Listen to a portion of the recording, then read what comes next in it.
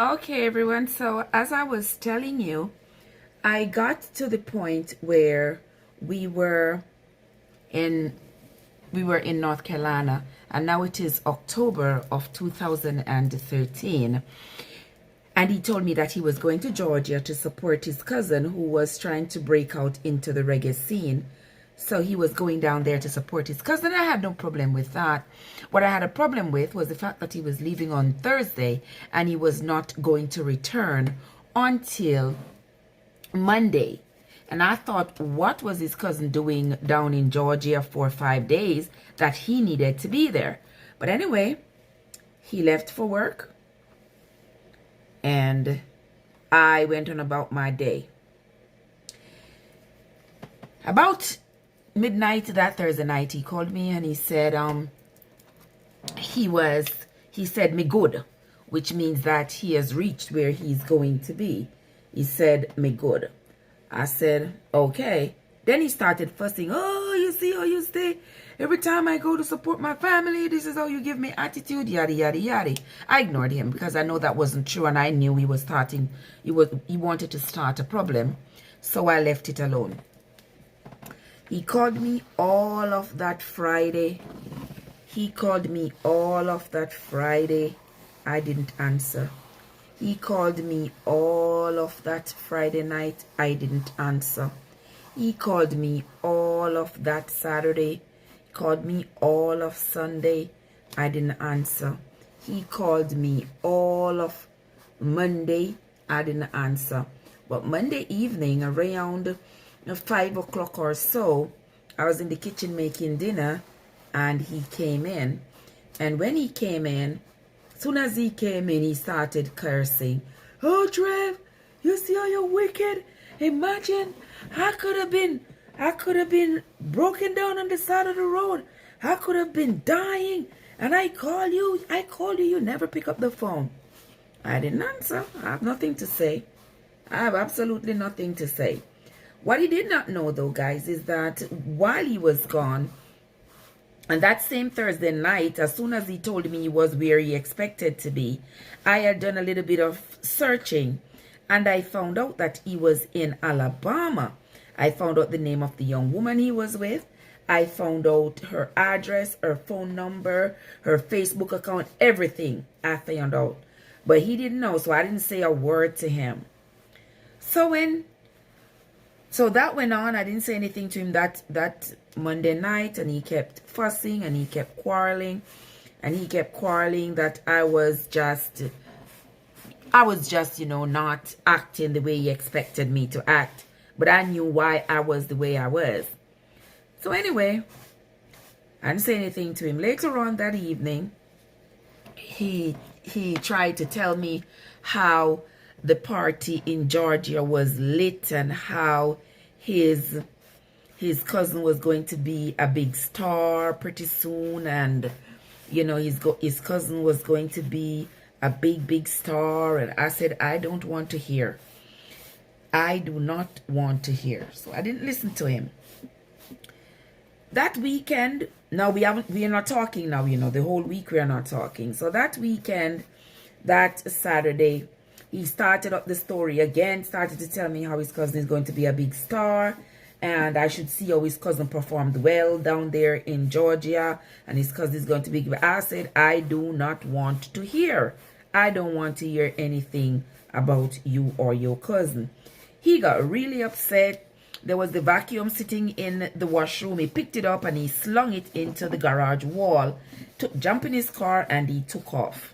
All right, I kept on cooking my dinner. About 30 minutes later, I heard somebody in my garage, a man's voice, and the person said, anybody home, Harnett County Police? So I got up. Said, oh, the police is here. What happened? So when I stepped out, the police said, call my name, and they said they were looking for me. I said, what is the problem? He said, well, your husband called and reported that you threatened him, and that's why we are here. I said, threatened? I don't think my husband would ever tell you that I threatened him, because that is not true. The police said, yes, that's what he told us, that you threatened him, and that's why we are here. So now, guys, I am confused. I am confused because here I am saying that I don't think my husband would say that I threatened him. So the police asked me what was going on, and I told the police, and at that time I told the police too that I knew that he was gone to Alabama, but he's trying to convince me that he was in Georgia. So the police said, okay, let them call back to dispatch. So they called back to dispatch to find out if he was still on the line, and he was. Police officer said to him, I am here with your wife. You said she threatened you, right? He said, yes. The police said, when she threatened you, what did she say and what weapon did she use? And he said to the officer, I don't want any problems, I just want somebody to talk to her. So the officer said, talk to her about what? You said she threatened you, right? And that is why we are here to investigate that threat. So when she threatened you, what weapons did she use and what did she say? And he said the same thing. Officer, I don't want any problems, I just want somebody to talk to her. So the officer said, okay. All right. So they talked to me, I had told them exactly what was going on, and the officers were just as confused as I was. So the officer said, okay, then we are going to leave, but if he comes back and there is any problem at all, do not be afraid to call us. We will be happy to come out here. I said, okay. The officers went on about their business. About 30 minutes later, he showed up. And when he came in, he is crying again.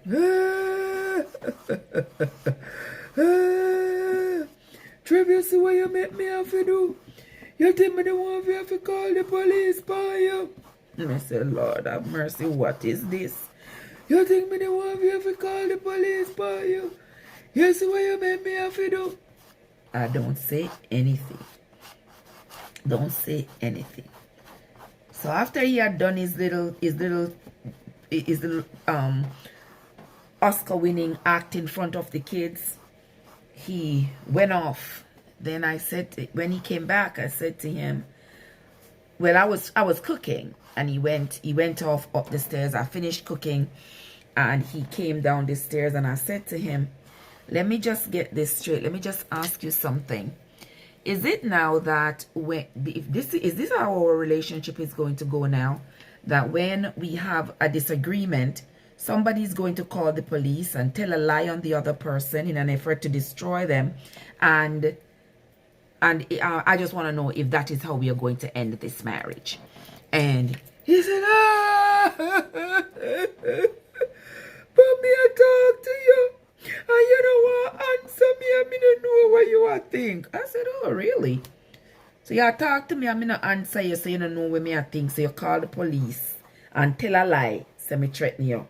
I said, well, how about this? This is what I was thinking. I was thinking how you told me you was going to Georgia to support your cousin, but you were in Alabama. I was thinking how you told me that your cousin was going to be in Georgia, but on Facebook your cousin was in Boston.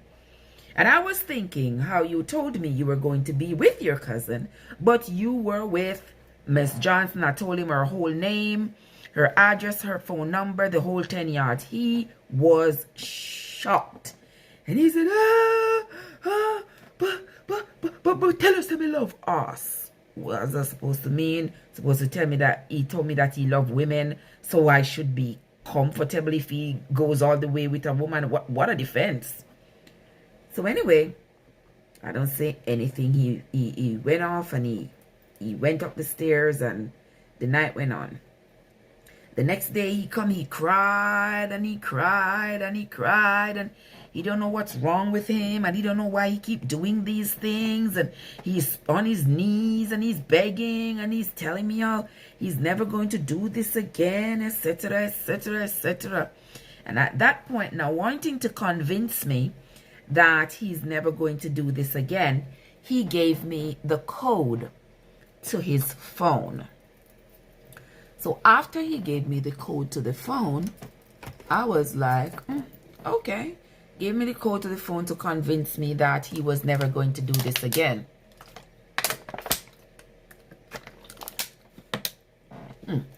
This was October.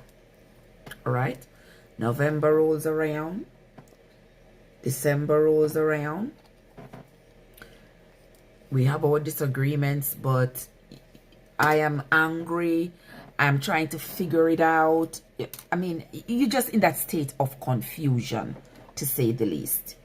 And so January comes around, February, this is now 2014. I don't have we don't have any significant argument or so. 2014 August, I noticed that he had a paperwork. I noticed that the paperwork came for his mom. I've had several paperworks come in the house from immigration for his mother, but I don't pay them any mind. It doesn't have my name on it. I don't open it. I don't pay any attention. But this time, this paperwork came.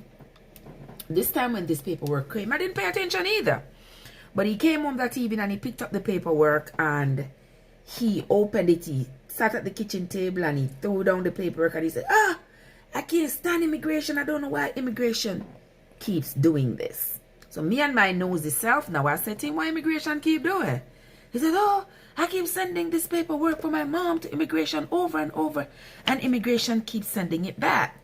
Like, what is it could be on the paperwork why immigration keeps sending the paperwork back? So when I took the paperwork from him, the paperwork said that he should prove that he and I are still married, and they needed an affidavit of support from me before they could award his mom the green card.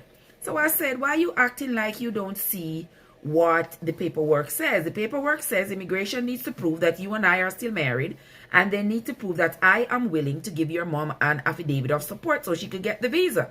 So why are you acting like you don't see that that is what immigration is asking for? I'm not even this, sister.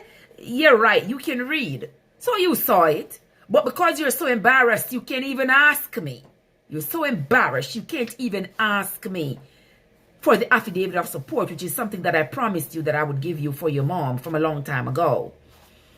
But anyway, I gave him the affidavit of support, and that was that.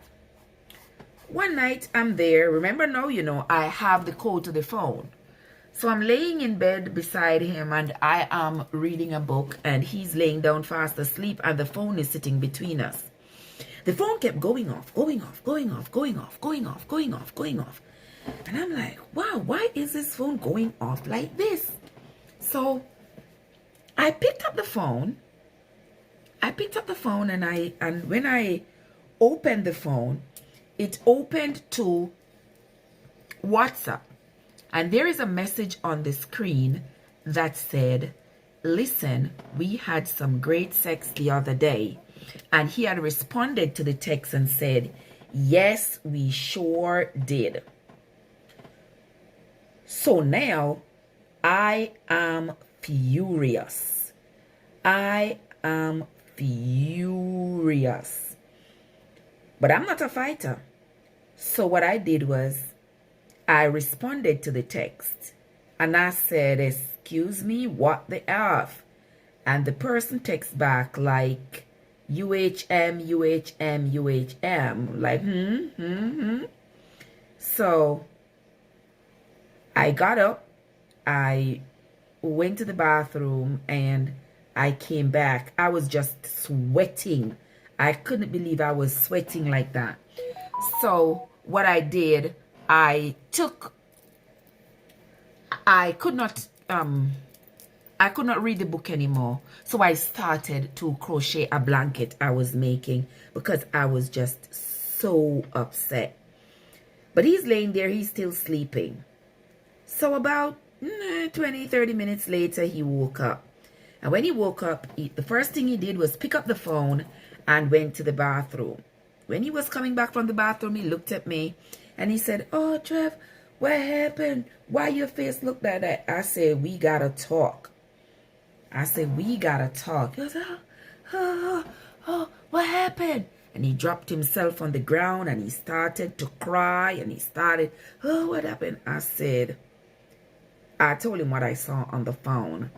And he was like, oh, Trev, I have a confession to make. Oh, I have a confession to make, Trev. I said, what is the confession you have to make? Oh, when I went to Jamaica last year, I was unfaithful. When you went to Jamaica last year, Marky, you know, he went to Jamaica in 2013, July. It was now 2014, July. And you are telling me that when you went to Jamaica last year, you were unfaithful, and now the woman is telling you that we had some great sex the other day? Oh my gosh. Then he started saying, oh, you're the other day and her the other day are different the other days. And it was last year. And he was going on. And I said, you know what? Maybe there is something else in this phone that I need to see. So that if I see some other things in this phone, it will help me make a decision as to where we are going with this. Because this is definitely not working out. So I picked up the phone off the bed. Marky was sitting on the floor, you know. He's sitting on the floor begging and pleading. So I picked up the phone, and as I picked up the phone, he jumped up off the ground. And he started wrestling with me for the phone. So I have the phone in one hand, and he has his hand around my neck trying to get the phone. And I'm stretching out my hand so that he can't get the phone. And he's holding on to my neck. I realized that he's squeezing my neck really tight. So I put my hand back and I grabbed him by the balls. And he squeezed my neck. I squeezed his crotch. And then I was like, you know what? I don't fight. This is not my kind of life. So what am I doing this for? So I just said, you know what? Let go off of my neck. He wouldn't let go off of me. So I let go of his balls and he slowly started to release my neck. I threw the phone on the bed and I took off out the room. I went down the stairs. As I was in the kitchen, I could hear his voice like he's talking, but I heard my name. Let me get a drink there. I heard my name, my full name, like he was making a report of some sort. So I came back up the stairs. When I came up, he had the phone in his ears. And as soon as I came in, I said to him, I hope it is the police you're calling, because if it is the police you're calling, you are going to go to jail tonight. He said to whoever was on the phone, oh, I'm sorry. I don't need anybody. I have everything under control. I said, oh, so it wasn't the police you were calling. Oh, okay. All right. So you called the police on me in 2013. You told them I threatened you. And now you're calling the police again. So this is starting to become a regular occurrence now that you are going to continue to call the police. You're going to continue to call the police and tell lies and make up stories on me. Oh, okay. I see what you are up to. I said, okay, I see what you are up to. And I didn't talk to him again. But about 2 or so weeks later, he said to me, you know, he wanted to go to Winston-Salem so that he could test out an Audi. Oh, you know, Trev, you know, the Audi, I love Audi. Audi is my dream car. He even had an Audi on his Facebook profile. And he was like, you know, Audi is my favorite car. And, you know, I wanted to go test it out. So I said, but you want to go test out the Audi? We don't need 3 cars. We already have 3 cars. We already have, 2 cars, so we don't need 3 cars. He says, no, I'm not going to buy it. I'm just going to go test it out. And this would be a good afternoon drive for us as a family. So I was like, you know what? Let me go. Let me go with him. So we drove to Winston-Salem. When we got out there, lo and behold, he drove the car. And then he come to tell me, oh, he think he's going to buy the car. I said, fine. Then the next thing I know, the dealership guy is going to come out and tell me, oh, he needs a co-signer because he can't buy the car all by himself. He needs a co-signer. So he and I had a deep conversation about that because I said, you know what? I told you I wasn't coming out here to buy a car. And he was like, oh, Trev, you know, the car is nice and, you know, it is cheap. It's only 20,000, yada, yada, yada. So I wouldn't mind if you help me. Come on, man. I said, okay, then. I will help him. I'll be the co-signer. So I paid $2,000. He paid $2,000. He drove home with the car. After we came home with the car, there wasn't there wasn't anything except the fact that I was telling him that we do not need 3 cars.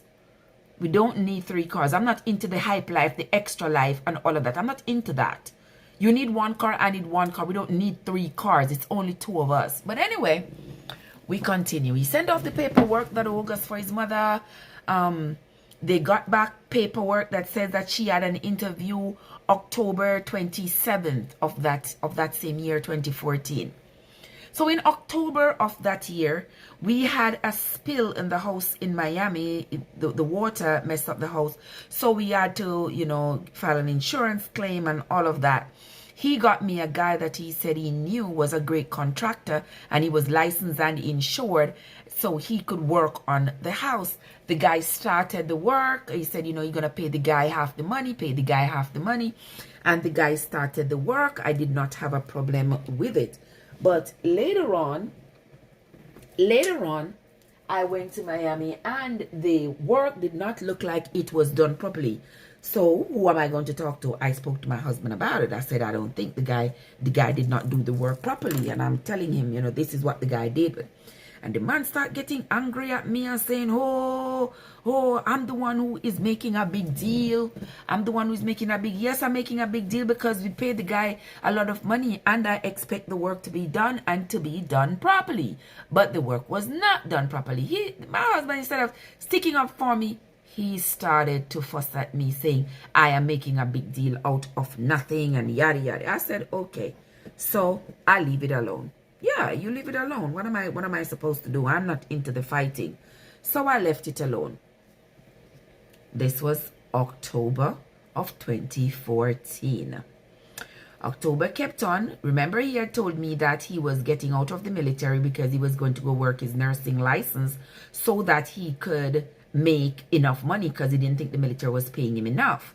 So we had agreed on that. So that July, he had come out of the military. And by October, this time he was on leave. So he was looking for a job. And he had applied for the job at the hospital. He went to Miami that same October. And while he was in Miami, he had texted me and said, I got the job. So I thought, he got the nursing job. He didn't even call me to say, you know what, Trev, I got the job. So anyway, I didn't say anything. When he came back, however, I said to him, so you got the job and you did not even call me to say you got the job. You just texted me, I got the job. I'm like, wow. And then he made a big deal about it and he said, oh, you see how you like to make fuss? Because if I did not tell you that I got the job, you would have said I didn't tell you. And now I've told you and you're still fussing about it. I said, no, it's not that. It's just that I expected you to call me and be excited and say, Trev, I got the job. You didn't do that. Okay, so we went over that and I left that alone. That same October, it was my birthday, October 20. So he came home that day and he brought me a whole Michael Kors ensemble, the bracelet, the necklace, the earring, the shoe, the bag, the watch, the whole thing. I was excited. Yeah, it was my birthday and he brought me these things. Yes, I was excited. But lo and behold, on the morning of October 21st, that was the morning after my birthday, I'm laying in the bed with him and my phone gives off a ping, which means that I had an email. I took up the phone and I opened the phone to see that I had an email and the email was from him. So I thought, why do I have an email from him and he's laying right here next to me? So I opened the email and to my surprise, this is what the email said. It said something about, you know, I've tried my best with this marriage. I have done my best, and it was just a whole lot of nothing was in the email. In another video, I will read the entire email for you all. But in the email, he started to tell me that, oh, he was living a lie and he was never truly here, and then he was accusing me of fighting him, and it was just a whole lot of stuff that I can't even explain, because he was saying I'm the best thing ever happened to him, and at the same time he was saying he can't live like this because I fight him.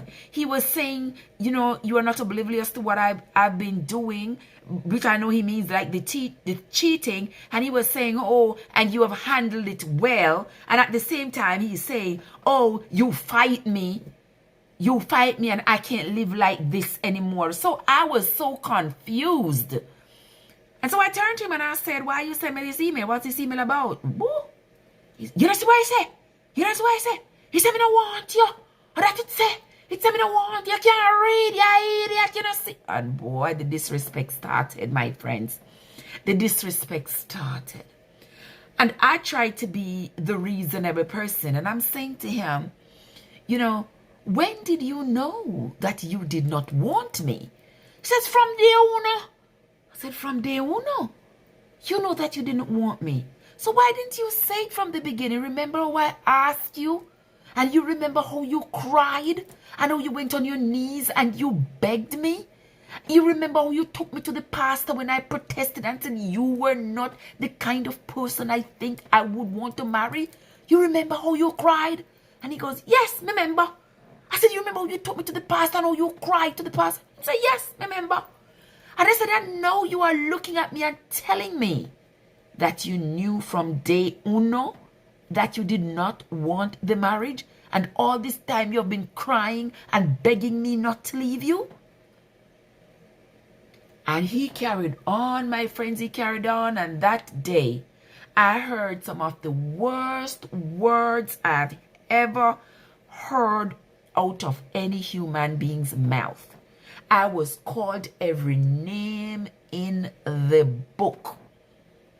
And I could not understand it, because throughout the 6 years at that point that we had been together, neither of us had ever called the other out of their name, at least not in front of each other.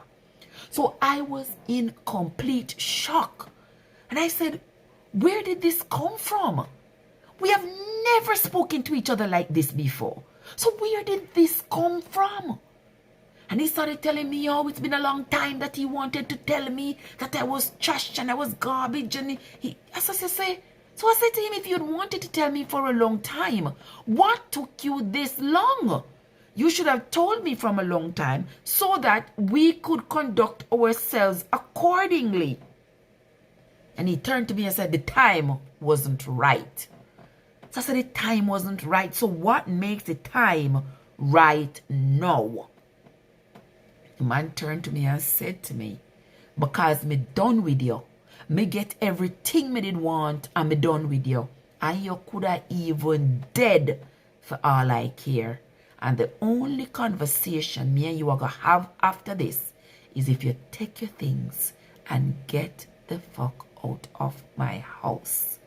Guys, I felt myself just dwindling as I sat on the edge of the bed that Tuesday morning. I had never felt that small. I had never felt that helpless. I had never felt so wounded, so insulted. Never in my life. Never.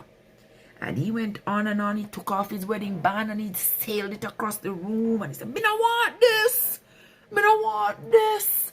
The only thing me didn't want was my green card. And me get my green card. And me don't know it yet. And he went on and he went on and he went on. And I just sat there and bawled. I just sat there and bawled, my friend. The days went on, and every day I would get the tracing of my life. Every day he would quarrel and he would cuss, and he would ask me when I was getting out of his house. The following week, the 27th, his mom went to immigration. She got the visa. He came home. He says, oh, Oh, bitch, my mom got her visa, so you need to tell me when you're getting the F out of my place, because my mom says she's not coming here to live with you, so you need to get your things and leave, because that's my mom and she gotta come here, and she's not coming here to live with you, so I tell you get your things and go. And he was just, remember, you know, guys, this was the guy I picked up off the street with nothing. This was the guy I sacrificed for and sent to school and give the green card. And this is the guy who is now looking at me and telling me his mom is coming and his mom is saying she's not going to live with me. So I must take my things and get the F out of his house because the house was bought with his VA loan. This same guy. Can you believe it?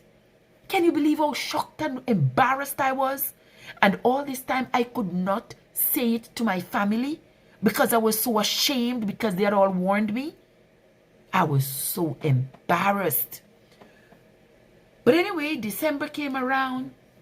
January came around. His mom came. And I wasn't disrespectful to the woman because, you know, I'd never been disrespectful to her before. But she came and it was like a different kind of energy came into the place. A different kind of energy. But I tried to play it down, you know, go on about my business. But ever so often I would get my good trace and he would close the door and he would try to like act like he's whispering. So when you're leaving, when you're getting out of my house, my mom is here and my mom don't want you here. Excuse me. Your mom don't want me here. Where was your mom when you was homeless on Miami Street? Where was she? Boy, get out of my face with your nonsense. But anyway, we went on. He comes home. He packs his weekend bag. He goes away every weekend. Either Thursday or Friday. He comes back either Sunday, Monday, Tuesday, whichever day he chooses to come back. And when he comes back, I get another piece of cussing day in and day out. I would get the cussing. Anyway, before that January, let me not forget. In December, on December 19th of 2014, I was at home one night. It was a Friday. He had cussed me out that Friday evening, good and proper. And he left. I'm there. It's nightfall. It's around maybe 8 o'clock. There was a knock at the door. The police came and the police said they found a car belonging to our address on Fort Bragg on fire. So I texted him and I said the police was here and they said they found the Hyundai on fire somewhere. He called me back right away and wouldn't believe that is the same guy who just cussed me out this afternoon, you know. He called me back and said, what did they say, Trip? I said, the police said they found the car on fire somewhere on Fort Bragg. Where is the car? He said, oh, don't worry about it. I will take care of it. First, he said that was quick. And I said, what do you mean by that was quick? He said, don't worry about it. I will take care of it. So I said, all right. When he came home, I said, what happened to the car? He said, I went to a restaurant out the street. There was a Twisted Grape restaurant just opened across the street from us. And he said, I went to the restaurant out there and someone stole the car. Now, I had a few questions for him because he left the house driving the Audi. The Hyundai hadn't been at the house for a few days. He told me the Hyundai was in the shop. The only thing I knew was wrong with the Hyundai is that the driver's side window, when you scroll it down, it wouldn't scroll back up. So you had to put one hand on the outside, one hand on the inside and pull it up. And he said he was going to go get it fixed. So the Hyundai hadn't been at the house. So I said to him, where is the Hyundai? Where has the Hyundai been? He said he had left it at the shop. So my thought was that he left it at the shop and somebody from the shop drove it and something happened. So he said the Hyundai was on Fort Bragg. He had picked up the Hyundai earlier in the week and it was on Fort Bragg. So I said, why didn't you bring it home? He goes, oh, I thought I can't drive 2 cars one time. I said, but if you cannot drive 2 cars, you could ask a friend to drive it home for you or something. And he started, what you trying to say? I'm not trying to say anything. You came back home driving the Audi. You left here driving the Audi. You came back home driving the Audi. Where was the Hyundai? Now you're telling me that the Hyundai, you drove the Hyundai to the restaurant a mile from the house? So get me to understand this sequence of events. You left the house driving the Audi. You went to Fort Bragg. You picked up the Hyundai. You came back within a mile of the house with the Hyundai. Somebody steals the Hyundai here and take it and go burn it. How did you get back from here, from 1 mile from the house, back to Fort Bragg where you said you left the Audi? So you can come home driving the Audi. That is my question. If you can get me to understand that, then I might understand what you are telling me, what you're trying to tell me. And boy, he started cussing and he said what I was trying to say, what I was trying to say. If I was trying to say he was guilty of something, I'm not trying to say anything. I'm just trying to understand. A few days later, somebody from the insurance called me. They were asking me if we had financial problems, and they were asking me about when was the last time I drove the Hyundai and all these questions. And I'm just answering the questions honestly. But he was here and he started to beckon to me, like put the phone on speaker so he could tell me like what to say. I couldn't understand, but I was so confused. So anyway, I left it alone. I said I'm not going to say anything else. When I got off the phone with the insurance company that day, he said to me, anybody who asks you anything about the car, don't you ever answer any questions, send them straight to me. So I said, why would you tell me that? What can I answer? What can I say? Because I wasn't driving the car when the car was destroyed. So I don't know the sequence of events that led to the car having been burnt up. So what can I answer and say? He said, just don't answer any question.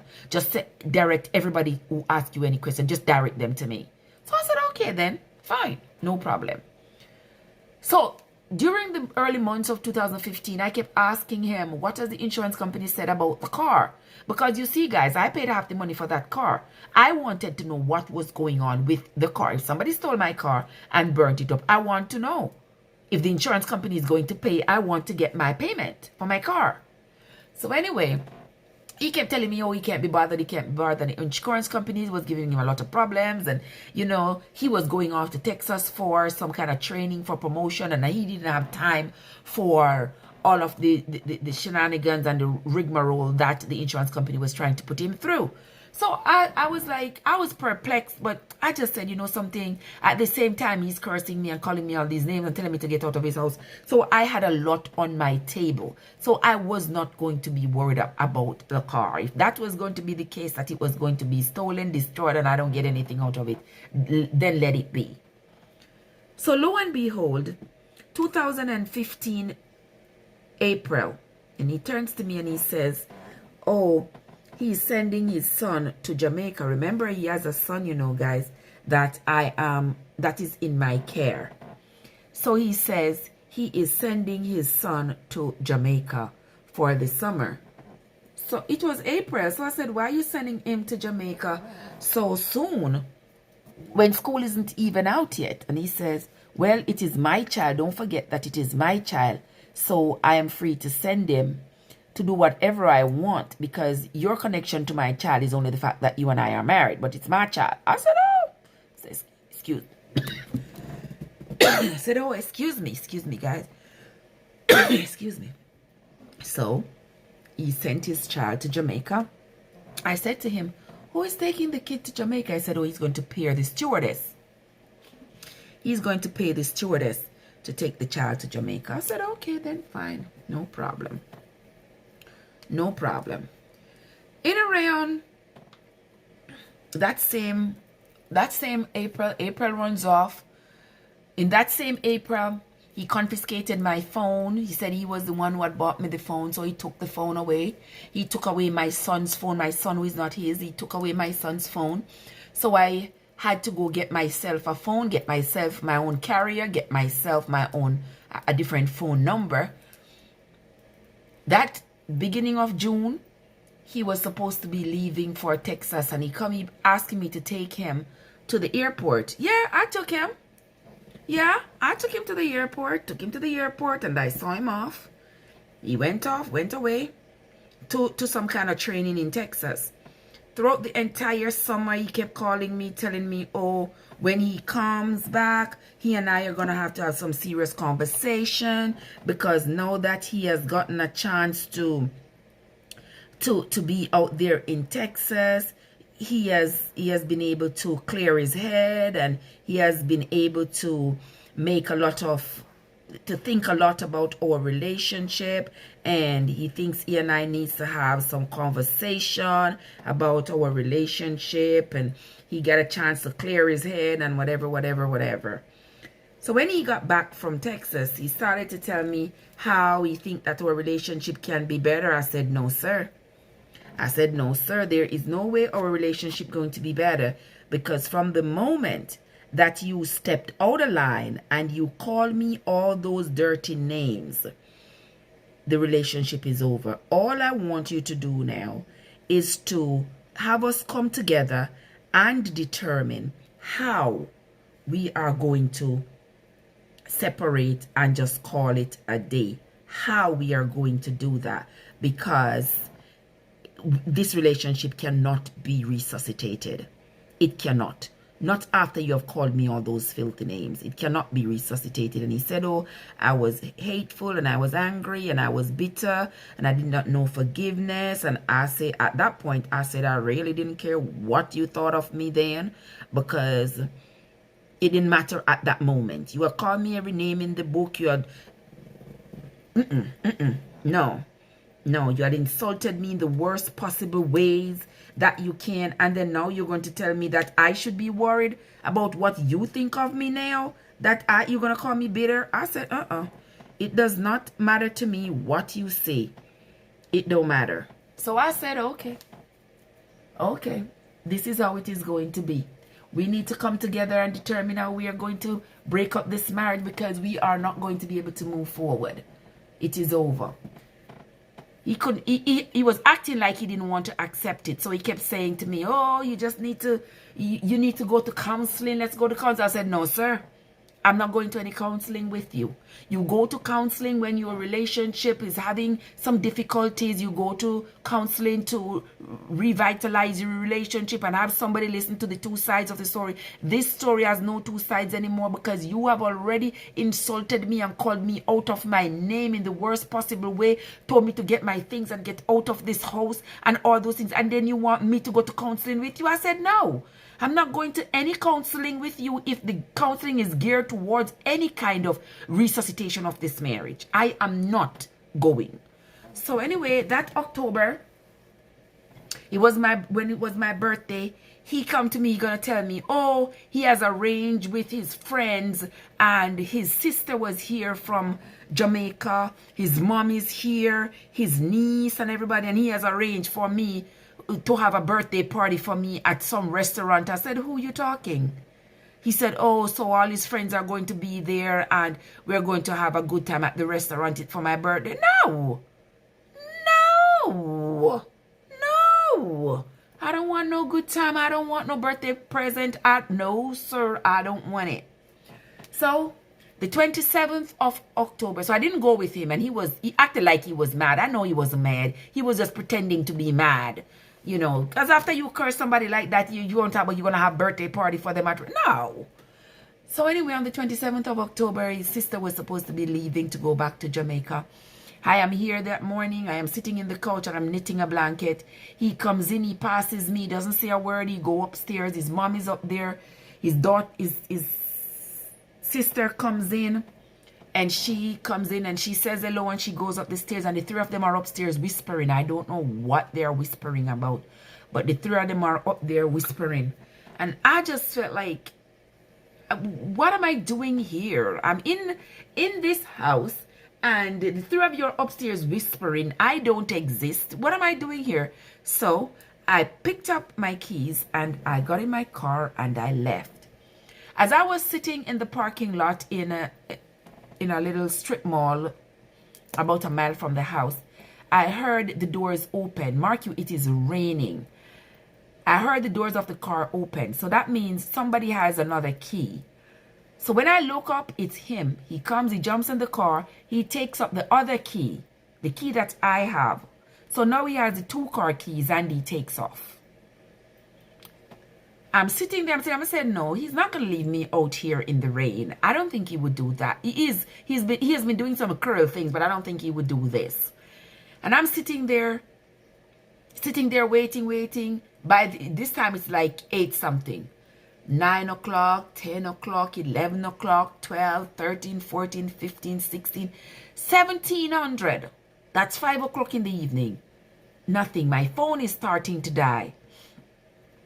So I called the police. I asked them to come help me to get the keys so that I can drive home. The police came.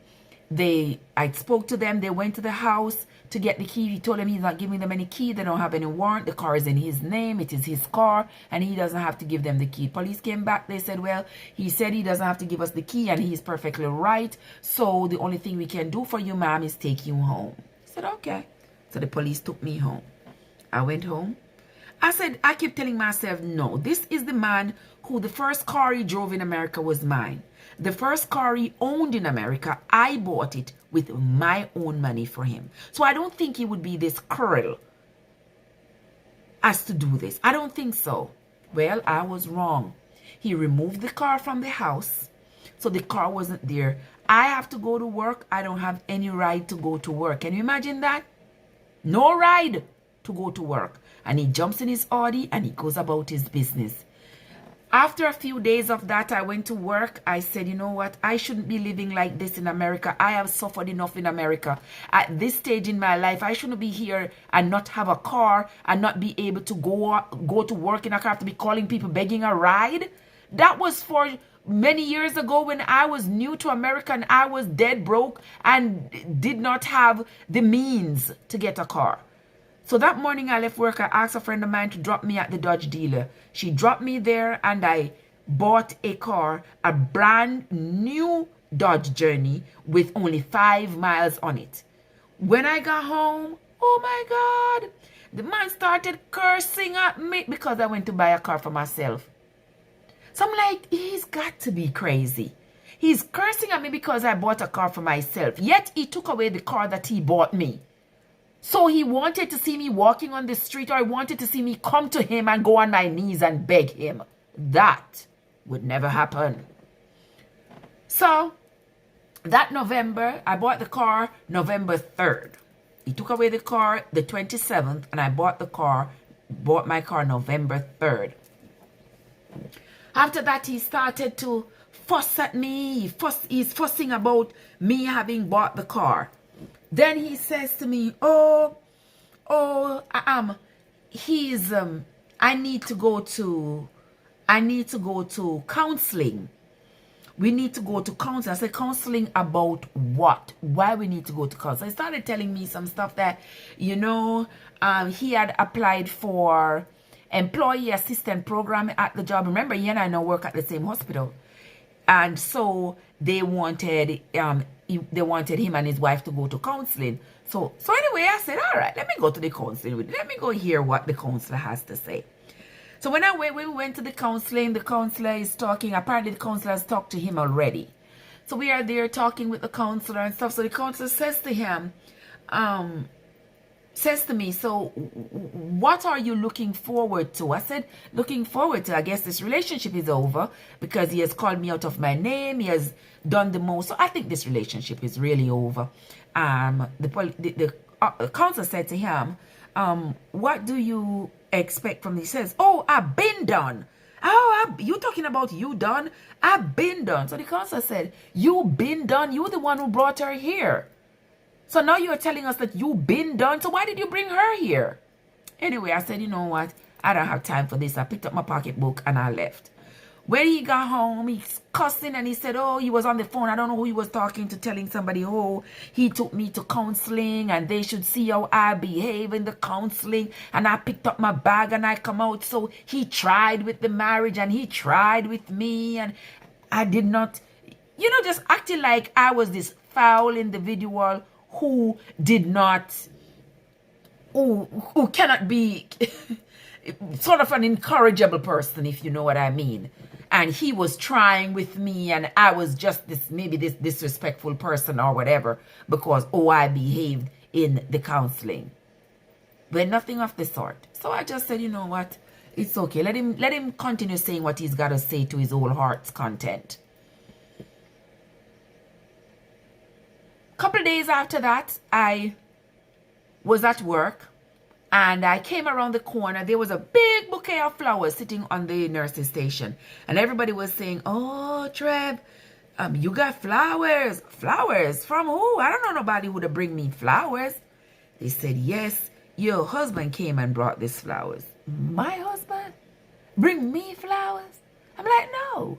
So when I looked on the flowers, guys, you would not believe what was written on the card that came with the flowers. It said, Happy Valentine's Day, February 14th, 2008. Now, you all might be wondering what year this was. This was November 2015. Now, let me tell you how that 2008 came about. In 2008, when we met, that March when he started to woo me to be with him, I had said to him, imagine, here it is now March, and you are on your knees and begging me to be with you and telling me how much you've been admiring me and loving me all this time. Valentine's Day had just passed. You didn't even come and say, you know, Trev, happy Valentine's, even here is a rose. I said on the streets of Miami, the people sell the rose for $1 for a stalk of rose. You didn't even bring me a stalk of rose or, you know, a chocolate, nothing at all. You know, if you had been in love with me all this time and wanting to be with me, and you saw me here and I did not have any man, anybody here, you could have brought me a rose and, you know, set the stage and said, you know, well, Trev, you know, I've been liking you all along and here is a rose. Or even if you didn't want to tell me that you were liking me then, you could say, you know, it's Valentine's Day, you have been so good to me, here is a rose. You didn't give me even a rose. And then now it's March and you're on your knees and begging me and telling me how long you've been in love with me. He turned to me and he said, when Valentine's Day came around, I had $5 in my pocket and I couldn't use it to buy a rose for you. And that struck me hard. And when I talked about it, he said, oh, I'm blowing things out of proportion. So I was like, okay. So here it is now, November 2015. And he's bringing me a big bouquet of roses with a card that says, Happy Valentine's Day, February 14, 2008. I was like, this dude has got to be crazy. But anyway, all my friends were saying at work, they were saying if it was them, they would throw it at him. They would, no, I don't have time for that. I took the roses, I took them home, I snipped them, I planted them in my garden. I don't have time for the fussing and the fighting with no one. So, about 2 days later, he comes to me and he says, so what we're going to do about this marriage? I said, I don't care what you want to do. Do what you want to do. I just know that for me, it's done. I mean, it's over. We just need to decide on how we are going to separate. He says, we don't need to talk about no separation. You just need to get your things and get out of the house. And I said, that's not going to happen. And the only way that happens is if you pay me back all the money that I spent sending you to school. If you're willing to pay me that back, then we can maybe come to the negotiating table. But if you're just going to tell me that after I pick you up off the street and sacrifice so much for you, I'm supposed to take my bag, pack a bag, and take my things and leave out of this house, you are mistaken. That will never happen. So he said, oh, well, I already gone to see a lawyer. So what? I don't care who you gone to see. He said, oh, you went to see a lawyer, etc., etc. So a few days later, I received a letter from his attorney. Oh, I need to come in and sit down and talk with them. Get out of here. I'm not going to sit down and talk with no attorney that you have gone to sit down and talk to. I get my own attorney. So I got my own attorney. I didn't get my own attorney right away. But that November ran off. That December, said he was going to Jamaica. He left around January. He left that January. He went to Jamaica. I said to him, who are you going to Jamaica? You know, you're in the midst of separating, but there are some questions that you still might want to ask. He said, oh, I'm not going to Jamaica with anybody. I'm going to Jamaica by myself to see my family, and my brother is down there from England, and yada yada. Okay. Lo and behold, after he had left that morning, he left that Monday morning. So the Wednesday, I didn't pick up the mail. The kids brought in the mail, and I was going through the mail. And the two little kids, they love to shred the junk mail. So I would give them the junk mail to go shred. And there was an envelope from Discover. Discover credit card. I know, as far as I knew at that point, he didn't have a Discover card, neither did I. So I gave the kid that one and said, go shred it. As the kid was running off with it, my eyes glanced on it and it said, statement enclosed. So I called the kid back. I said, come back, let me see this. When I opened it, what do you think was in it, guys? There was a receipt for 2 plane tickets to Jamaica. So right there and then, I knew now the woman that he was gone to Jamaica with. I knew her name, and because now I had the credit card receipt. So I said, oh, okay. So I texted him. Said, oh, so now I know that you are in Jamaica with Miss Willis. And boy, oh boy, oh boy, the man cussed me out. Let me tell you, the man cussed me out. Leave me alone and make me go live my life. Me free to be with whoever I want to be with. I'm free to go wherever I want to go with whoever I want to go. And leave me alone and now me a time down and me all kind of sitting. Me time and me tired. Me tired. Really? You came into my house with nothing. You came into my house with nothing. I sacrificed sending you to school. I sacrificed do everything so you could be somebody. And now you're coming to accuse me of tying you? Like, seriously? But boy, I tell you guys, he cussed me out. He cussed me out. He called me every name in the book. He cussed me out. Cussed me out. I said, okay, no problem. So we did a lot of back and forth for those days he was in Jamaica. We did a lot of back and forth. And you could tell that he had somebody he was trying to impress. When he started to cuss me out, you could tell there was somebody that he was trying to impress. Because boy, when he started to cuss me, Lord of his mercy. Anyway, when he was coming back from Jamaica after being down there for like 7 days, I was sitting in the attorney's office and he called me. When he called me, I picked up the phone. He gonna tell me, oh, Trev, my connecting flight from Miami is going to leave at like 8 o'clock and we're going to get to Raleigh International Airport at 11:58. Can you please be out there to pick me up? And I know you are always late. I don't want you to be late. Just be out there to pick me up. And I'm looking at like, I have him on speaker and the attorney is saying to me, is that the same person? Because I was playing for the attorney the messages that he had left me that he had sent me on the phone. And the attorney was saying to me, is this the same person who was sending you these messages a few days ago? I said, yes, sir. Same person. He said, I can't believe it is the same person. The way he called me now. Come on, Trev, man. When I come, man, we will talk about it. Lord, man. Nobody do that, man. Just wait till when I come, man. Just pick up at airport and when I come here, can talk about it. And I'm like, really? So anyway, I came home and I'm thinking to myself, this man really wants me to come to the airport to pick him up. Something here is not right. But I took a shower, I put my clothes on, I went to sleep. I lay down on the bed really and I fell asleep. As I was sleeping, I had a dream that I was in Jamaica and I was running on the road in Jamaica towards a football field, a cricket field. And I was running towards the playground. And as I'm running, I saw my neighbor. That's a lady that I hadn't seen since I was a child. And she was sitting on her veranda. And she yelled out to me and said, Trev, where you going this time of the night? And I said, I'm going to the airport to pick up so-and-so. She said, you alone this time of night? Don't go by yourself. Let Clive follow you. Clive is her son. At the same time, she said that Clive came around from the back of the house and he is getting in his bus. He has a bus that is parked on the lawn and he's getting in the bus. And at that same moment, I felt like I stepped on something sharp and something sharp ran up in my foot. And I'm sitting there trying to pull out whatever it is that just went up in the bottom of my foot.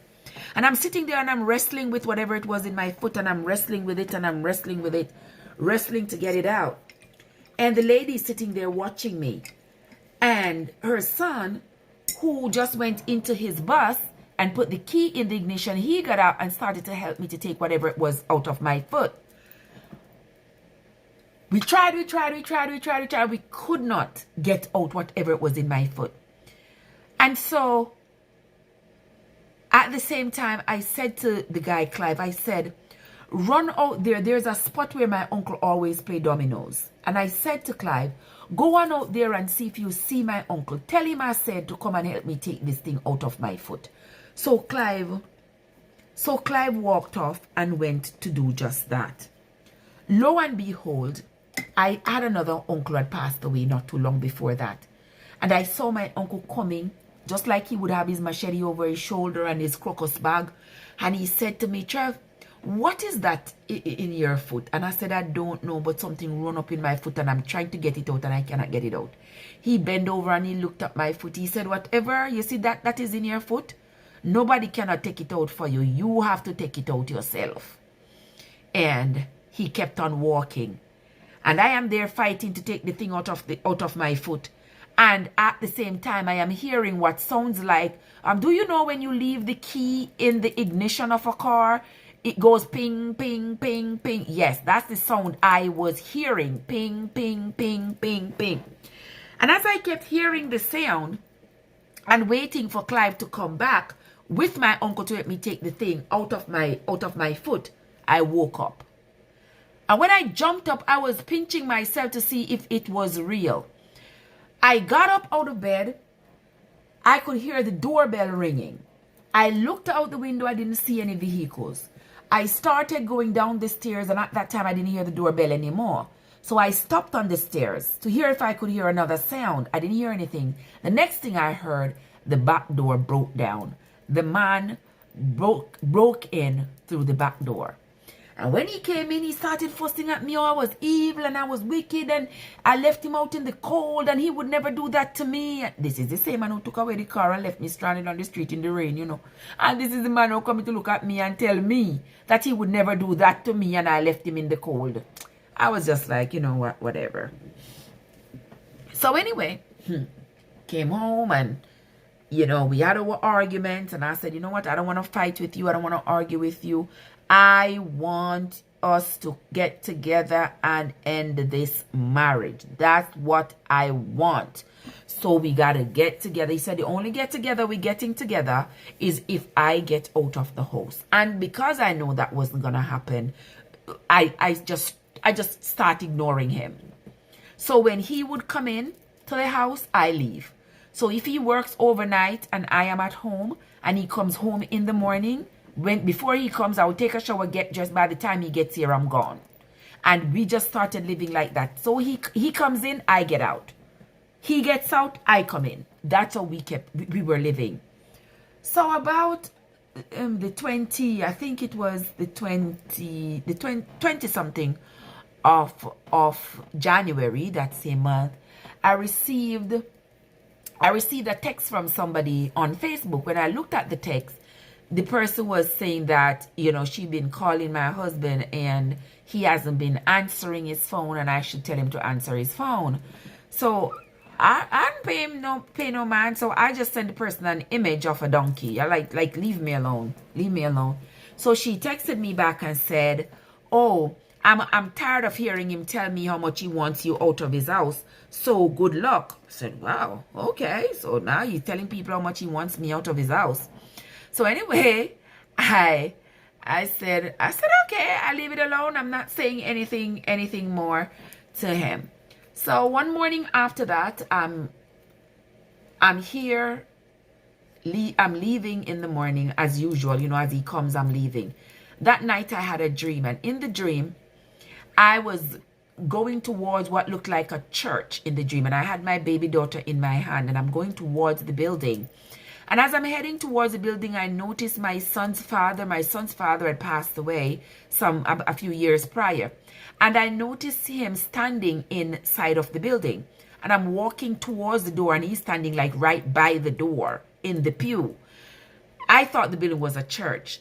So as I entered, but I'm very afraid. I don't know why I felt afraid. Even though in the dream I thought it was a church, but I still felt afraid. And I walked there, and I looked around, and there is a man up at the front of the church wearing a long robe, like what a priest would wear. And there are two deacons talking to him, and they're wearing their jacket suits.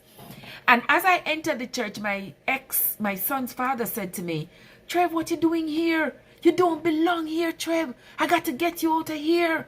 Once the coast is clear, I'm going to leave with the baby, and you just follow me." But I'm looking around at everybody inside of the building, and everybody looked like what a profile of a criminal would look like, if you know what I mean. So I'm looking around at everybody, and I'm like, no, is this a church? Where is this? And as soon as the coast was clear, my son's father took off out the door with the baby in his hand, and I took off after him. And then I realized I was wearing only 1 foot of shoe. And because I was wearing only 1 foot of shoe, I turned back, 1 foot of slippers. I turned back to see if I could find the foot of slippers. And when I turned around to look, he was gone. And I was like, oh my God, he is gone. He is gone with my child. I woke up and I called my mom, and I was telling her the dream, and she was saying to me, "You know something, Trev? I think you need to take your things and just call it a loss and get out of that house, because you are staying in there and looking at how much you have done for this man and how he's treating you. But your peace is more important, so take your things and leave. And I don't want that man to kill you, so take your things and leave." And here I am. I'm just saying, no, I'm not leaving. And I told my mom the dream. She was saying, Trev, that is a sign that you are looking back at what you have done for the man. And in the dream, it is coming in the form of the slippers. And that is why you are still there. You need to take your things and leave. Well, I had already made up my mind that was not going to happen. So I just left it like that. So that same morning, I'm getting out of the house, and the computer lives in the foyer. So as I'm passing the computer, it gives a sound off to tell me that there is an email, a notification of some sort. So I stopped by there to see what it was. As I'm sitting there and searching the computer, he comes home. And when he comes, the first thing he says, he wants the mouse. Why you want the mouse? Just go on about your business and leave me alone. I remember I told you he and I have not been talking. We've been only passing by each other. So now he's telling me he wants the mouse. So a tussle ensues for the mouse. He kicks the office chair. I grab the office chair back, get back to the computer, because I'm determined that he's not getting the mouse. He wants the mouse. So we were tussling. The next thing I know, he kicks the chair, and the chair injures my leg, and I got up and whacked him with my finger that had the ring on. And no sooner I did that, he jumped on the phone. He called the police, started crying. My wife is beating me. My wife is beating me. And he's crying.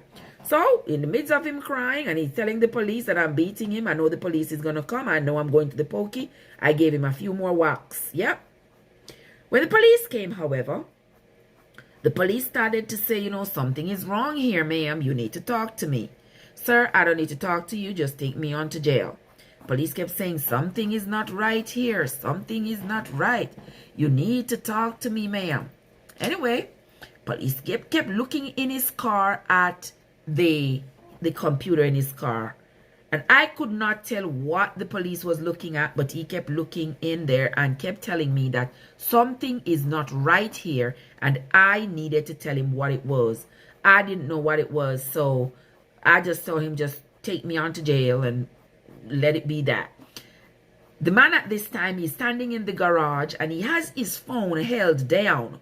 But little did I know that he was actually recording.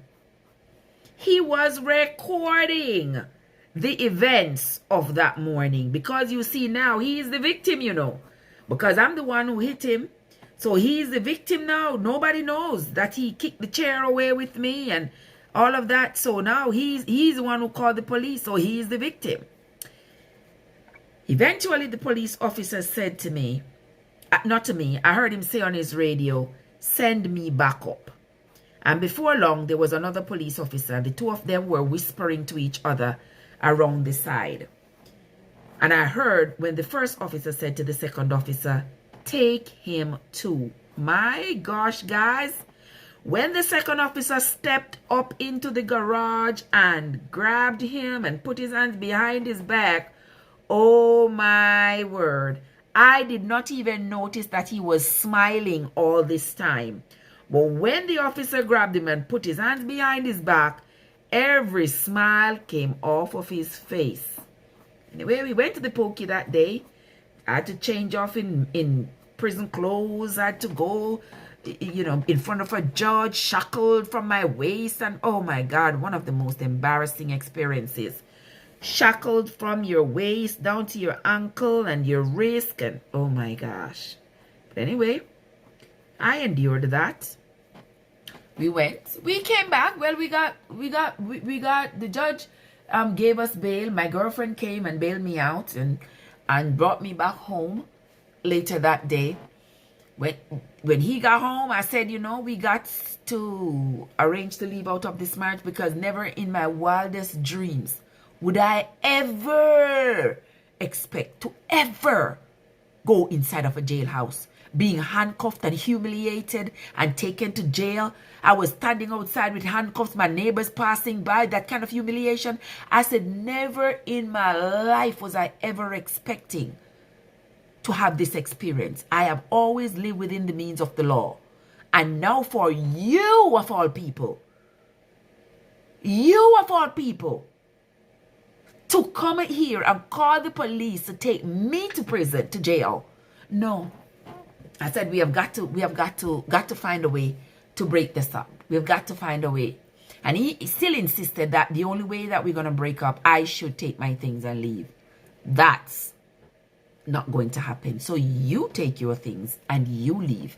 He said that's not going to happen.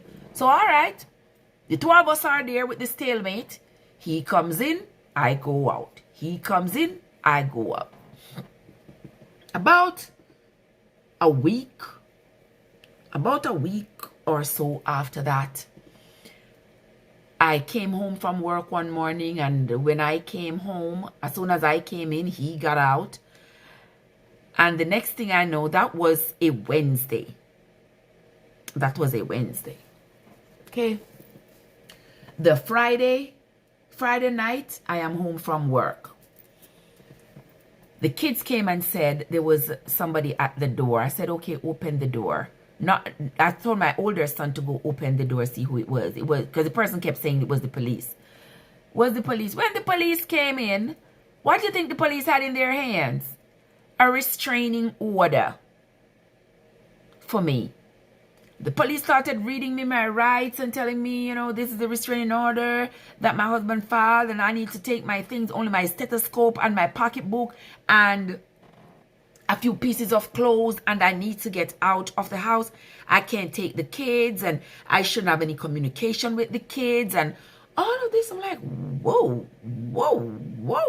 All right.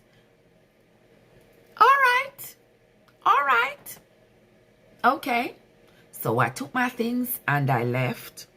Spent time with my girlfriend. Went to court. When we went to court, he kept telling the judge how he was afraid of me and that I was violent because I had hit him and he had to call the police. The judge said, well, I'm not going to adjudicate that because it had already been adjudicated. You hit her, she hit you, the two of you got arrested, the two of you went to court, the two of you said neither of you was going to press charges against the other. That is not what is in front of me right now. That case is already closed. What has she done to you that made you file this restraining order? He said, oh, he was afraid of me because I was violent and I had abused his son. That's his son, that's not mine, that's the son that I filed for. He said, oh, I had abused his son. The judge said to him, you know that's a very serious charge right there. He said, yes. The judge said, how did she abuse your son? how the way she treats him. So the judge said, do you have a police report? Do you have a teacher's note? Do you have a doctor's note that this woman has ever harmed your son? He said, oh, you forget to collect one. The judge said, you forgot to collect what? You forget to collect what? Has she ever harmed him? Have you ever had to take him to the doctor because she hurt him? Have you ever had to call the police? Has the teacher ever told you that your child come to school looking like an abused child? And he said no. The judge says, okay, well, we are not going to talk about that because that's a serious charge now that you are claiming that this woman abused your son. She says, oh, he's afraid of me. He's afraid. What makes you afraid of her? Does she have a weapon? No. Has she ever threatened you? I was surprised that that time he didn't say I threatened him. Remember in 2013, he called the police and I threatened him. But now when the judge asked him if I've ever threatened him, he said no, but I am violent. He said I am violent and he's afraid of me. All right, the judge said you don't have any evidence to prove that this woman is violent or this woman has ever threatened you or anything. So the judge said to me, go home. Go home. All right, I left. I spent maybe another week at my girlfriend.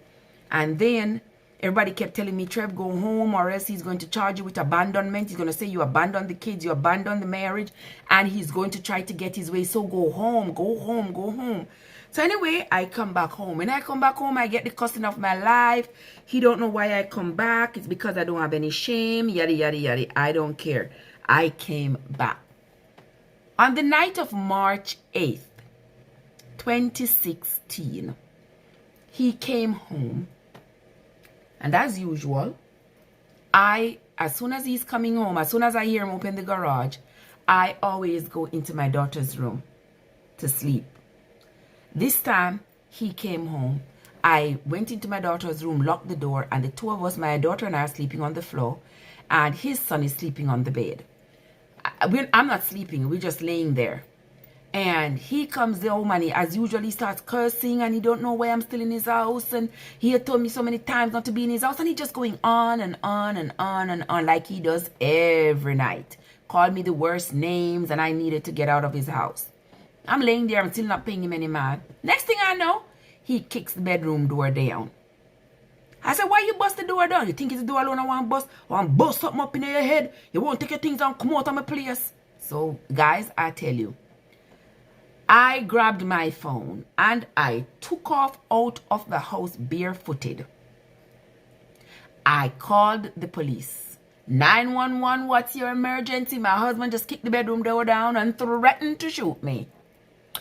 Before long, there were maybe 30 police vehicles at the house. And he was bawling and telling the police how I was lying and his lie I'm telling. Police officer look at the door, they look at the nails on the floor, they look at everything. The police said to him, so who kicked the door down? Oh, he didn't kick the door down. He was carrying the police. Said, you know something? I cannot tell you all who should go or who should leave, and I cannot force anybody to leave. But somebody has to go, or else somebody is going to get hurt. Somebody is going to get hurt. So somebody needs to leave. So I took my two kids and I left. Once I left, I went to a hotel. I called my attorney the following day. And I called my attorney the same night and I told him what was happening. He said, okay, don't worry about it. The next day he was going to the courthouse to file a restraining order against him. I stayed in the hotel that Friday evening. My attorney called me. He said he has been served the restraining order. So now you may go home. When I came home, me and my two children, the locks were changed. The garage was disabled.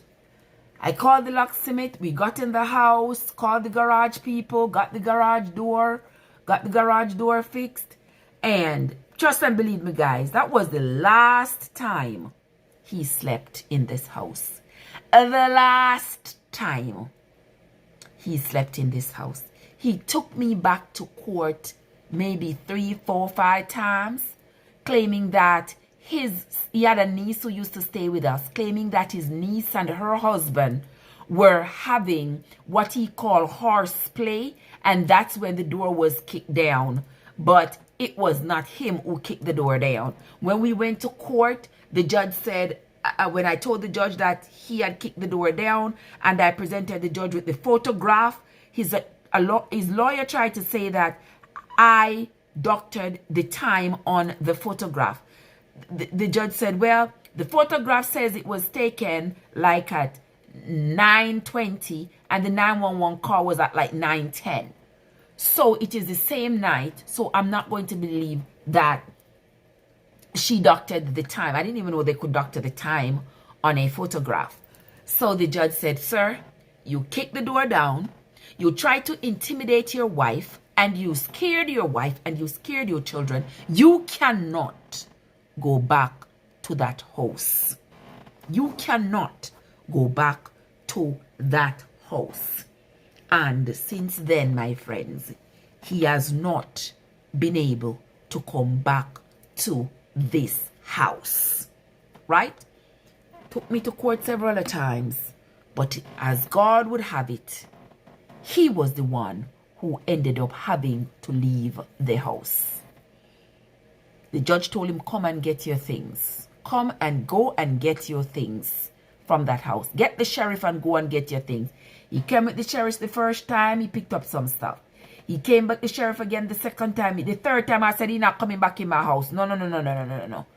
They called me to tell me he's coming with the sheriff. I said, no. He's not coming back into my house. I packed the few things I saw him have left. I put them in a military bag. I put them in a box and I put it out on the porch. You came here with 2 suitcases. You came into my life with 2 suitcases. Now take these and go.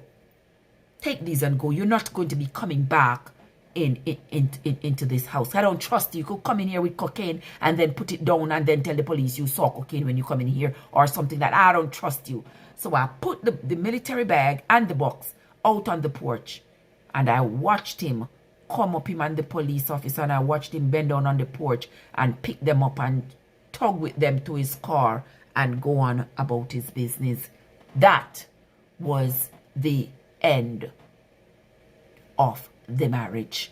Guys, a lot came after that because there were several court dates and we had to go to court a lot, and he did not want to sign the quitclaim deed to hand over the house to me. It was just a lot, but in the end, I prevailed. In the end, I prevailed. In the end, I prevailed because I ended up getting this house, getting also my house in Miami, and also my car that I had bought. Well, I can't drive 2 cars, but he ended up leaving with the car that he had bought me that he took back, the Audi that he had bought, and then the car that he had burnt up, and also the money from the insurance that I had gotten for the house in Miami.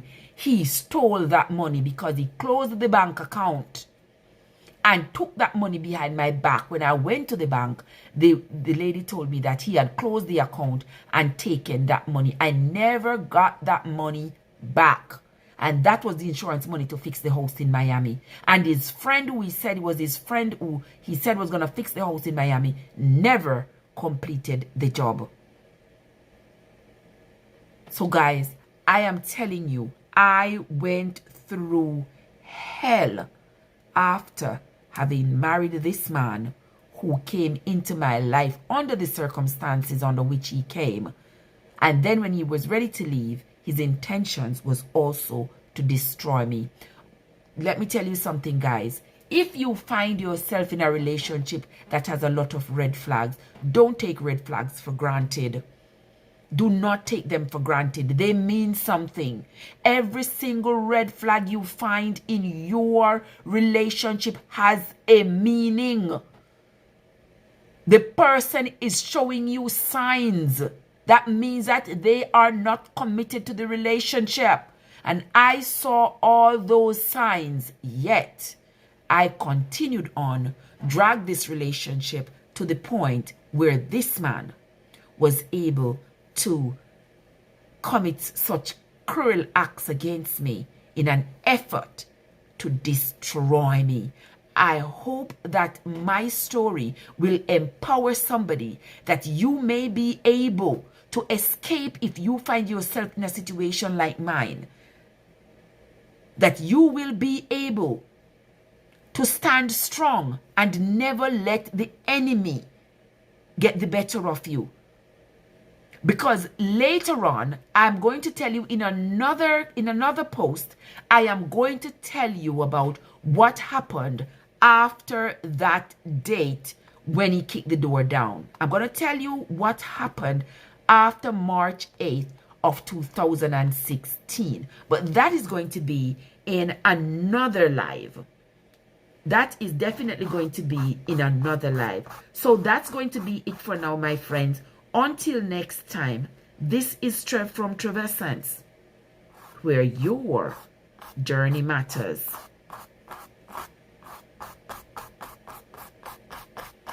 And guys, you see, as I was talking, I was having a problem painting at the same time.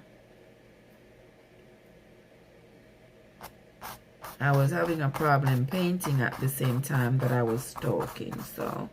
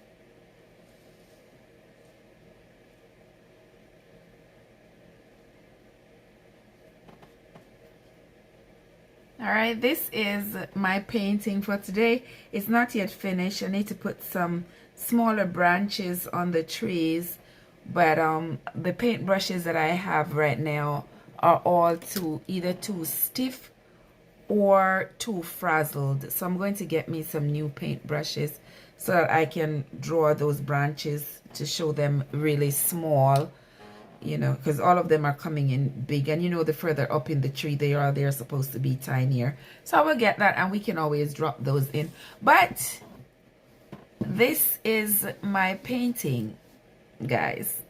Thank you all so much for staying with me, and thank you all for listening to my story and watching me paint. We will continue. I will continue to tell you my story, and I will continue to paint for you, and we will make it through together. All right, guys, until next time, this is Trev from Treversance, where your journey matters.